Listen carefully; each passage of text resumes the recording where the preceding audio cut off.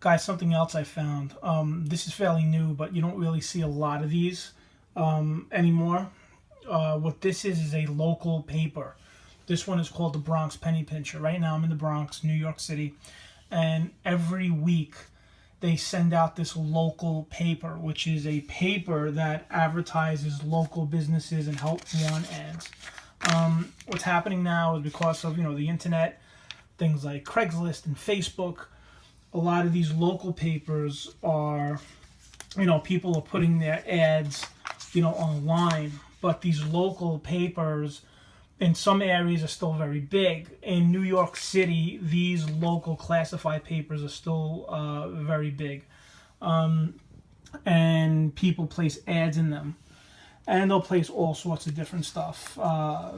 For business, if they're selling something, real estate's very big. People always listing what type of houses they have for sale, stuff like that. Here's somebody doing snow plow removal, snow removal, just stuff like that. So another area I was in had a paper like this, and they stopped doing it. The paper just stopped. It didn't wasn't making money, or the people that had it decided not to do it anymore because of the internet, and they weren't getting, I guess, the revenue. But to me, this is pretty good because people still get this paper, especially older people that might not be so internet friendly, meaning that somebody older might go on the internet, but they might not be really hip and in tune with things like Craigslist or Facebook to the point that they can navigate things. Because I place a lot of ads on Facebook, and I could see maybe somebody older, I don't know, they wouldn't maybe know how to, they'll see it, but maybe not know how to interact with it. As for this, is more straightforward. You know what I'm saying? If somebody's looking for, concrete and construction, they'll just open it, they see the ad, and they'll just call that phone number. You know what I'm saying? And that's why these are still good papers. I like this paper. Every week I get this to my house in the Bronx, and I take it.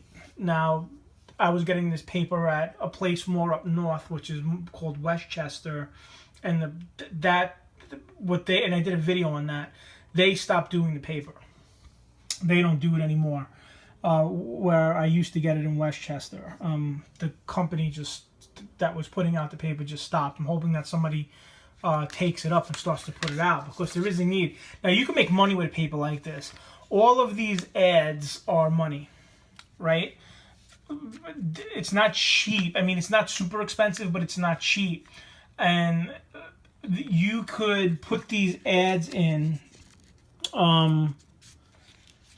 for not, I think it would be maybe $20-$30, I think, for a month, which is not bad. But I guess if you compare it to like a Craigslist, which is for free, you would go from there. So, you see apartments, and look at that.